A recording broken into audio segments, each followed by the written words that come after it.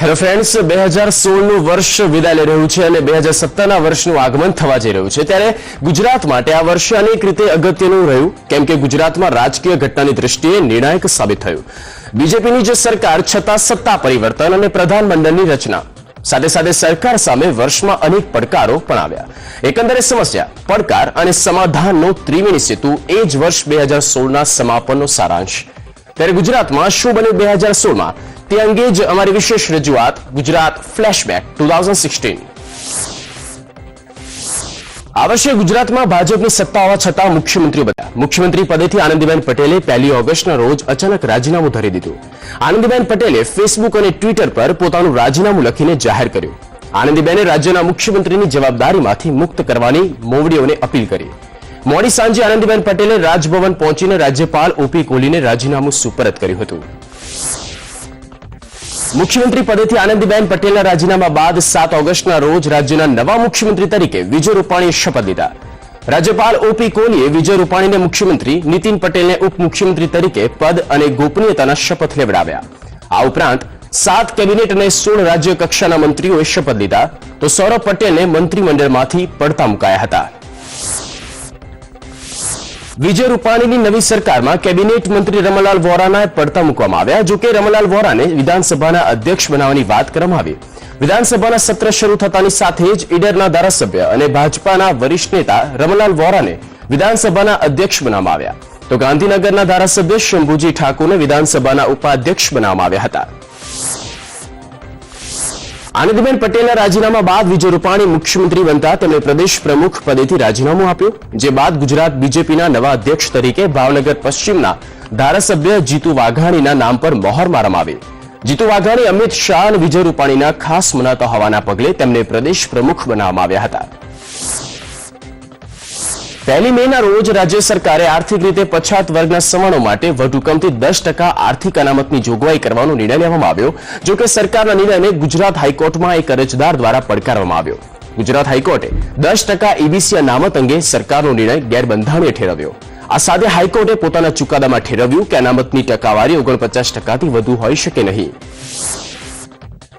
આનંદીબેન પટેલે મુખ્યમંત્રી પદેથી રાજીનામું આપતા પહેલા રાજ્ય સરકાર હસ્તકના તમામ ટોલ ટેક્સ પરથી નાના વાહનોનો ટોલ ટેક્સ હટાવવાની જાહેરાત કરી, જેના કારણે 15 ઓગસ્ટથી રાજ્યના તમામ ટોલ ટેક્સ નાના વાહનો માટે ફ્રી બની ગયા।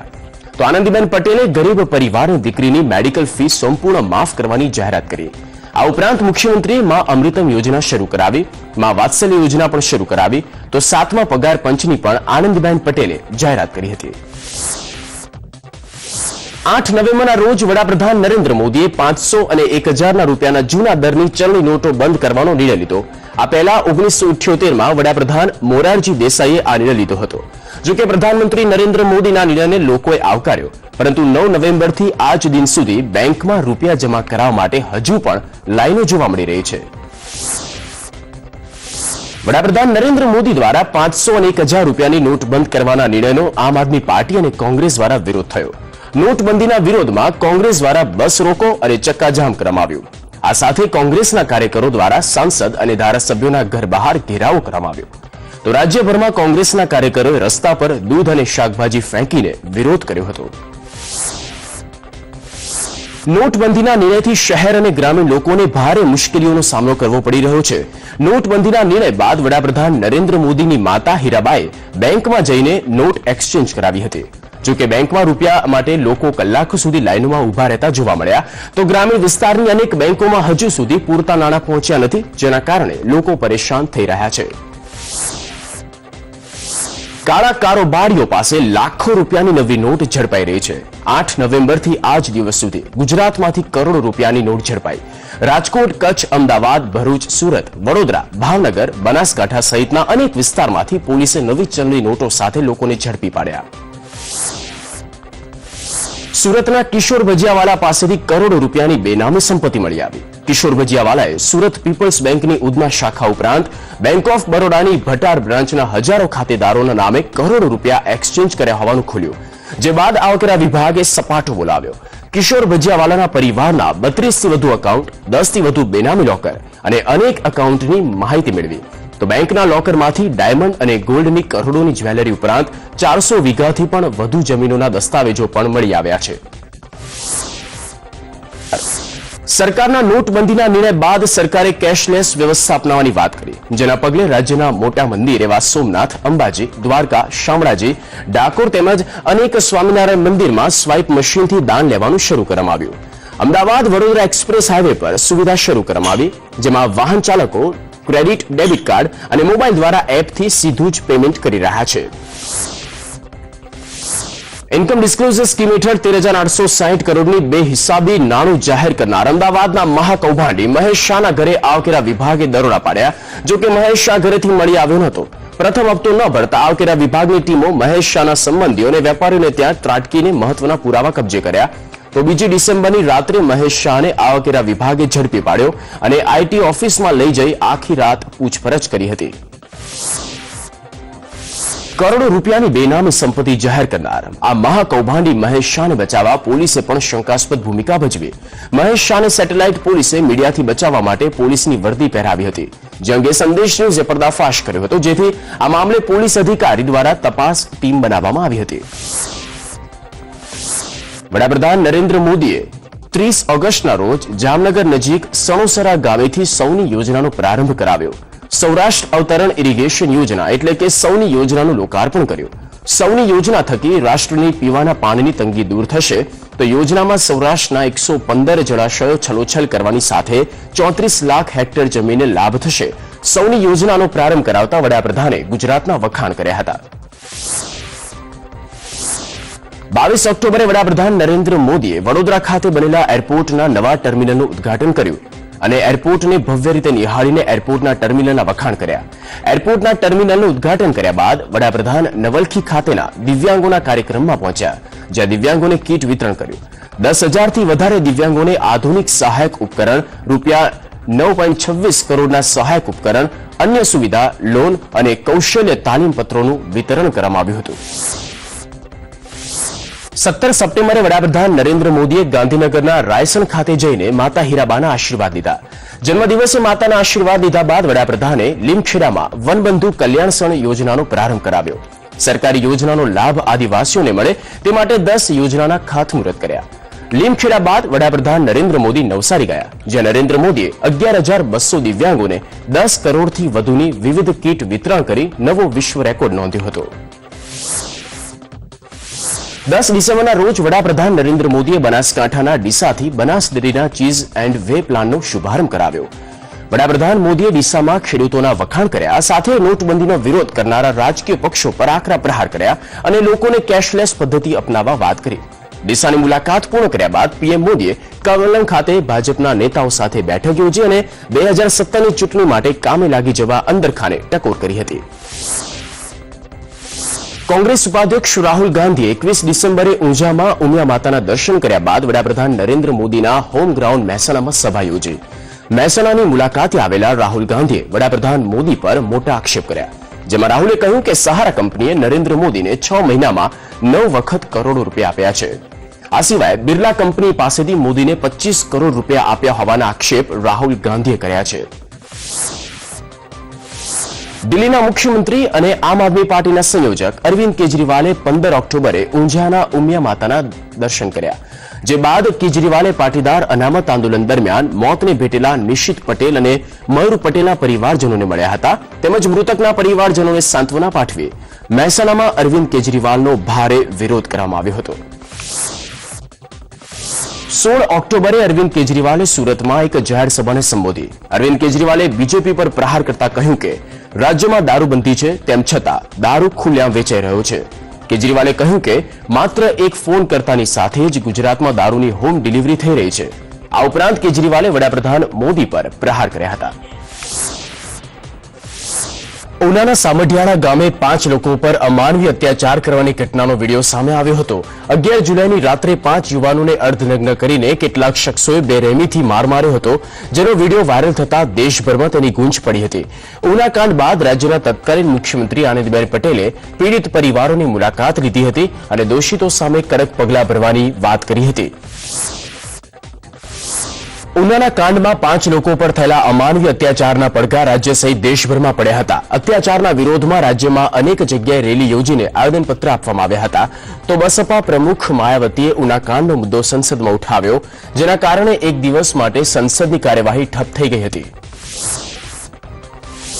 ઉના કાંડ મુદ્દે રાજનીતિ શરૂ થતા દિલ્હીના મુખ્યમંત્રી અરવિંદ કેજરીવાલ, કોંગ્રેસ ઉપાધ્યક્ષ રાહુલ ગાંધી, જેડીયુ નેતા શરદ યાદવ, ડાબેરી નેતા વૃંદા કરાત, એનસીપી નેતા પ્રફુલ્લ પટેલ સહિતના અનેક નેતાઓએ પીડિતોની મુલાકાત લીધી હતી અને પીડિતોને સહાય આપી હતી. જોકે રાજકીય નેતાઓ આ મુદ્દે રાજનીતિ કરવાનું ચૂક્યા ન હતા. ગાંધીનગર મહાનગરપાલિકાની ચૂંટણી યોજાઈ, જેમાં 32 બેઠકોમાંથી કોંગ્રેસના 16 અને બીજેપીના 16 ઉમેદવારોની જીત થતા ટાઈ પડી હતી. જોકે ભાજપે તિકડમ કરીને કોંગ્રેસના ઉમેદવાર પ્રવીણ પટેલને મેયર બનાવવાની લાલચ આપીને સત્તા હાંસલ કરી હતી. કોંગ્રેસના પ્રવીણ પટેલે ભાજપાના ટેકાથી ગાંધીનગર મનપાના મેયર બન્યા હતા, તો કોંગ્રેસે પ્રવીણ પટેલને પક્ષાંતર ધારા હેઠળ પક્ષમાંથી સસ્પેન્ડ કરી દીધા હતા. ફેબ્રુઆરી મહિનામાં રાજ્યની 21 જિલ્લાની 27 નગરપાલિકાઓની ચૂંટણી યોજાઈ, જેમાં 15 નગરપાલિકાઓ પર ભાજપનો ભગવો લહેરાયો, જ્યારે 8 કોંગ્રેસની જીત થઈ હતી. 60 બેઠકોમાંથી 395 બેઠકો પર ભગવો લહેરાયો હતો. જિલ્લા પંચાયત અને તાલુકા પંચાયતમાં સારી જીત મેળવ્યા બાદ કોંગ્રેસની મોટી હાર થઈ હતી. રાજ્યની વિધાનસભાનું રિનોવેશન હાથ ધરવામાં આવ્યું છે. મુખ્યમંત્રી વિજય રૂપાણીના હસ્તે ખાતમુહૂર્ત કરવામાં આવ્યું. આ પ્રસંગે નાયબ મુખ્યપ્રધાન નીતિન પટેલ સહિત પ્રધાનમંડળના સભ્યો હાજર રહ્યા હતા. વિધાનસભાના નવીનીકરણ માટે રૂપિયા 120 કરોડ 97 લાખનો ખર્ચ થશે. લગભગ 1 વર્ષ સુધી વિધાનસભાના રિનોવેશનની કામગીરી ચાલશે, જે બાદ સમગ્ર વિધાનસભા સંકુલ નવા રંગરૂપમાં દેખાશે. વડાપ્રધાન નરેન્દ્ર મોદીએ જુલાઈ મહિનામાં કરેલા મંત્રીમંડળના વિસ્તરણમાં ગુજરાતના 3 નવા ચહેરાને સ્થાન આપ્યું. રાજ્યસભાના સાંસદ પુરુષોત્તમ રૂપાલા અને મનસુખ માંડવિયાને રાજ્યકક્ષાના મંત્રી બનાવવામાં આવ્યા, તો દાહોદના સાંસદ જસવંત ભાભોરને આદિજાતિ મંત્રી બનાવાયા. નરેન્દ્ર મોદીએ પોતાના મંત્રીમંડળમાંથી રાજકોટના સાંસદ મોહન કુંડારિયા અને મનસુખ વસાવાને પડતા મૂક્યા હતા. અમદાવાદના બહુચર્ચિત ગુલબર્ગ કાંડમાં સ્પેશિયલ કોર્ટે દોષિતોને સજા સંભળાવી, જેમાં 24 દોષિતો પૈકી 11 દોષિતોને આજીવન કેદની સજા ફટકારી, જ્યારે 13 દોષિતો પૈકી એકને 10 વર્ષની કેદની સજા તેમજ 12ને 7 વર્ષની કેદની સજા સંભળાવી. સજા સંભળાવતી વખતે જજ પીવી દેસાઈએ ગુલબર્ગ કાંડના દિવસને ઇતિહાસનો કાળો દિવસ ગણાવ્યો. સજા સંભળાવ્યા બાદ તમામ આરોપીઓને સાબરમતી જેલમાં લઈ જવામાં આવ્યા હતા. સુરતના પલસાણમાં સપ્ટેમ્બર મહિનામાં ઝેરી દારૂ પીવાને કારણે 25 લોકો મોતને ભેટ્યા. જોકે મામલો બગડતા બુટલેગરોને સાથ આપનારા 6 પોલીસ કર્મીઓને એસપીએ સસ્પેન્ડ કર્યા. લઠ્ઠાકાંડ મામલે સરકારે કડક વલણ અપનાવતા પોલીસે અનેક બુટલેગરોની ધરપકડ કરી હતી, પરંતુ પોલીસની કામગીરી સામે સવાલો ઉઠાવતા કેસની તપાસ માટે એસઆઈટીની રચના કરવામાં આવી હતી. બીજી તરફ લઠ્ઠાકાંડમાં સંડોવાયેલા સસ્પેન્ડેડ એએસઆઈ પ્રકાશ પાટીલની કરોડોની મિલકત સામે આવી, જેથી એસીબીએ અપ્રમાણસર મિલકતનો કેસ કર્યો હતો. રાજ્યમાં દારૂબંધીના કાયદાને કડક બનાવવા માટે સરકારે વટહુકમ બહાર પાડ્યો, જે વટહુકમને રાજ્યપાલે મંજૂરી આપી. નવા કાયદા મુજબ દારૂ પીને ઝડપાય તો 3 વર્ષની સજા ઉપરાંત દારૂ બનાવનાર કે વેચનારને ₹5 લાખનો દંડ, ફરી આ ગુનામાં ઝડપાયો તો 9 મહિનાની જેલની સજાની જોગવાઈ કરવામાં આવી છે. દારૂની હેરાફેરી કરનારને 5 લાખનો દંડ અને 10 વર્ષની સજા જોગવાઈ કરવામાં આવી છે. વડોદરાના અખંડ ફાર્મમાં એક સામાજિક પ્રસંગે દારૂની મહેફિલ પર પોલીસે રેડ પાડી, જે દરમિયાન 260 લોકોને ઝડપ્યા હતા. વડોદરા પોલીસની 2 ટીમે દરોડામાં શહેરના નામાંકિત લોકોને દારૂની મહેફિલ માણતા પોલીસે ઝડપ્યા. પોલીસને ઘટના સ્થળેથી 103 દારૂની બોટલ જપ્ત કરી. અખંડ ફાર્મમાં બિઝનેસમેનની પૌત્રીની સગાઈ પ્રસંગે માલેતુજાર લોકો હાજર રહ્યા હતા અને પાર્ટી યોજી હતી. દહેગામના ઝાંક જીઆઈડીસીમાં એટીએસ અને પોલીસે રેડ કરીને 270 કરોડનું એફેડ્રીન ડ્રગ્સનો જથ્થો ઝડપી પાડ્યો. જો કે આ કેસમાં કોંગ્રેસના પૂર્વ ધારાસભ્ય ભાવસિંહ રાઠોડના પુત્ર કિશોરસિંહ અને વિકી ગોસ્વામીનું નામ ખુલ્યું. કિશોરસિંહ રાઠોડ અને વિકી ગોસ્વામી દેશ છોડી નાસી છૂટ્યો હતો, તો પોલીસે નરેન્દ્ર કાચા નામના એક શખ્સની ધરપકડ કરી. ઝાંક બાદ મહારાષ્ટ્રમાંથી પણ એફેડ્રીન ડ્રગ્સ ઝડપાયું હતું.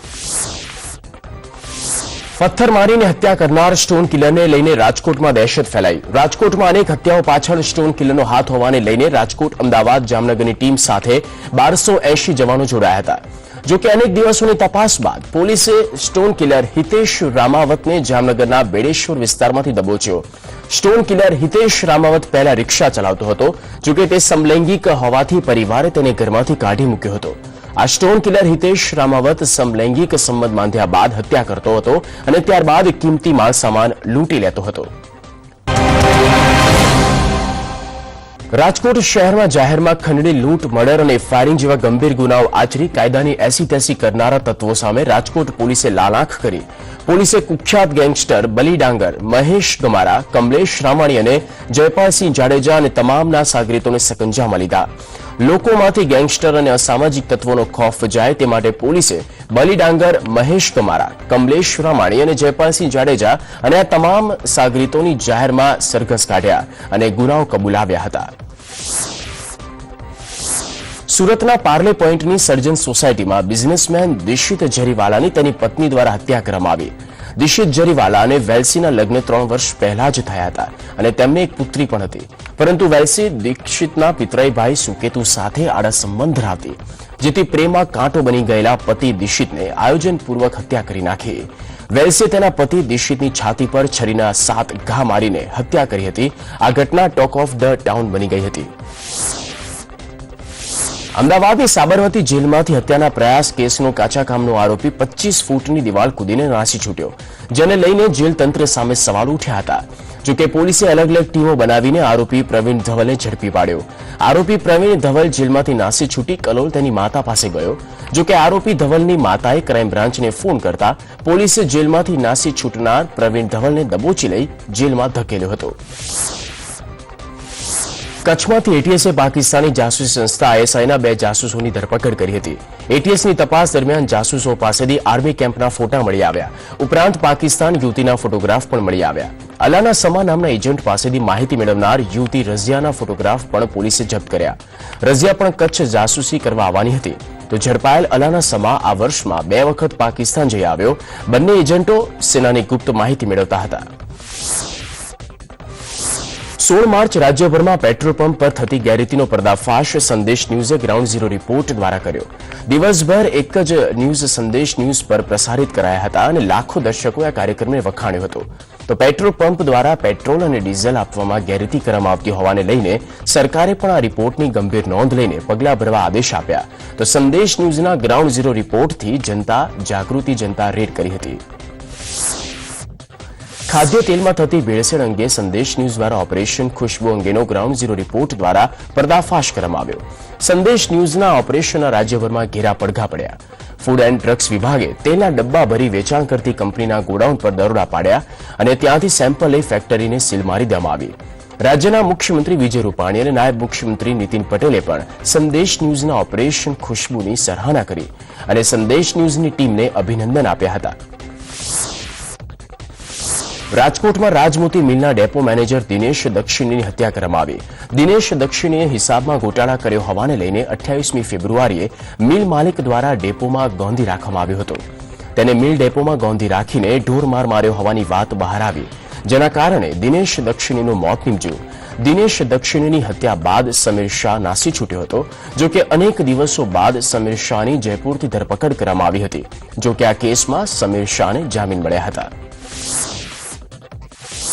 વડોદરાના વાઘોડિયા તાલુકાની લીમડા પાસેથી પારુલ ઇન્સ્ટિટ્યૂટમાં અભ્યાસ કરતી વિદ્યાર્થીની સાથે પારુલ કોલેજના સંચાલક ડોક્ટર જયેશ પટેલ વિરુદ્ધ કરાયેલી દુષ્કર્મ આચર્યું હતું. વિદ્યાર્થીની પર દુષ્કર્મ આચર્યા બાદ જયેશ પટેલે ધમકી આપી હતી.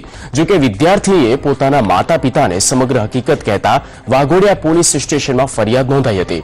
તો પોતાની વિરુદ્ધ કેસ નોંધાતો જયેશ પટેલ ભૂગર્ભમાં ઉતરી ગયો હતો. પોલીસે 8 દિવસ બાદ જયેશ પટેલની આણંદ ચોકડી પાસેથી ઝડપી પાડી જેલ હવાલે કર્યો હતો. ઇન્ડિયન ક્રિકેટર રવિન્દ્ર જાડેજા રીવાબાના રાજકોટમાં શાહી ઠારથી 17 એપ્રિલે લગ્ન યોજાયા. જાડેજાના લગ્નમાં ક્રિકેટ જગતની હસ્તીઓ અને રાજકારણની ટોચની હસ્તીઓ અને ઉદ્યોગપતિએ હાજરી આપી હતી. તો રવિન્દ્ર જાડેજાના વરઘોડામાં ફાયરિંગ મામલે ફરિયાદ નોંધાઈ હતી. આ ઉપરાંત રવિન્દ્ર જાડેજા લગ્ન બાદ ગીરમાં સિંહ દર્શન માટે ગયો, જે સમયે તેણે સિંહ સાથે સેલ્ફી લેતા વિવાદ જાગ્યો હતો, જેને પગલે વાઇલ્ડ લાઇફ પ્રોટેક્શન એક્ટ હેઠળ જાડેજા વિરુદ્ધ ગુનો નોંધાયો હતો. 5 ફેબ્રુઆરીના રોજ નવસારીના સુપા પાસે ગુજરાત પરિવહન નિગમની બસ નદીમાં પલટી મારતા 42 લોકો મોતને ભેટ્યા. જોકે બસ અકસ્માતમાં ડ્રાઈવરની બેદરકારી સામે આવી. ડ્રાઈવરની મોટી બેદરકારીના કારણે બસ નદીમાં પલટી મારતા 42 લોકો કાળનો કોળિયો બન્યા. રાજ્યના તમામ નાગરિકોને મેડિકલ સેવા પૂરી પાડવા માટે સરકારે નવી હેલ્થ પોલિસી જાહેર કરી. મહાનગરોની સાથે ગ્રામીણ વિસ્તારના લોકોને અદ્યતન સુવિધા મળી રહેશે. તે માટે સુપર સ્પેશિયાલિસ્ટ હોસ્પિટલ બનાવવા માટે અને કોલેજો શરૂ કરવાની જાહેરાત કરવામાં આવી. રાજ્યના આરોગ્ય મંત્રી શંકર ચૌધરીએ તાપી, વ્યારા, દાહોદ, ભરૂચ, પંચમહાલ, અમરેલી અને બનાસકાંઠામાં મેડિકલ કોલેજો શરૂ કરવાની જાહેરાત કરી હતી.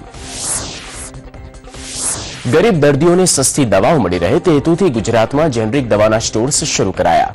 અમદાવાદના સિવિલ હોસ્પિટલમાં મુખ્યમંત્રી વિજય રૂપાણીએ દીનદયાળ વ્યાજબી ભાવની દવાના સ્ટોરને ખુલ્લા મૂક્યા. 13 ઓગસ્ટના રોજ પ્રમુખ સ્વામી મહારાજનું નિધન થયું. સ્વામિનારાયણ સંપ્રદાયમાં આસ્થાનું કેન્દ્ર બનેલા 95 વર્ષના પ્રમુખ સ્વામી મહારાજ બ્રહ્મલીન થતા બાપાના ભક્તો શોકમાં ગરકાવ થયા હતા. પ્રમુખ સ્વામીના નિધન બાદ 3 દિવસ માટે સ્વામીજીના દેહને સાળંગપુર ખાતે રાખવામાં આવ્યા હતા, જ્યાં દેશ અને વિદેશના લોકોએ આવીને સ્વામીના અંતિમ દર્શન કર્યા.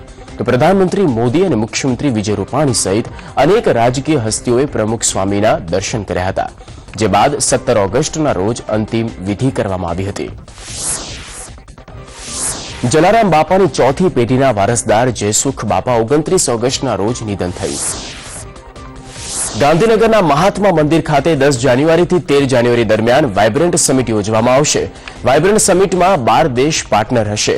ઉપરાંત વાઇબ્રન્ટ સમિટમાં દેશ અને વિદેશના અનેક ઉદ્યોગપતિઓ હાજરી આપશે અને ગુજરાતમાં રોકાણ કરવા માટે એમઓયુ કરશે. મેક ઇન ઇન્ડિયાના ભાગરૂપે મેક ઇન ગુજરાત સેમિનારનું આયોજન કરાશે. આ ઉપરાંત દેશમાં નોબેલ પારિતોષિક વૈજ્ઞાનિકોને સન્માનિત કરવામાં આવશે. 2017નું વર્ષ ગુજરાતના રાજકારણ માટે મહત્વનું રહેશે, કેમ કે 2017માં ગુજરાત વિધાનસભાની ચૂંટણી યોજાવાની છે, જેને લઈને રાજકીય પક્ષોએ અત્યારથી જ પ્રચાર શરૂ કરી દીધા છે.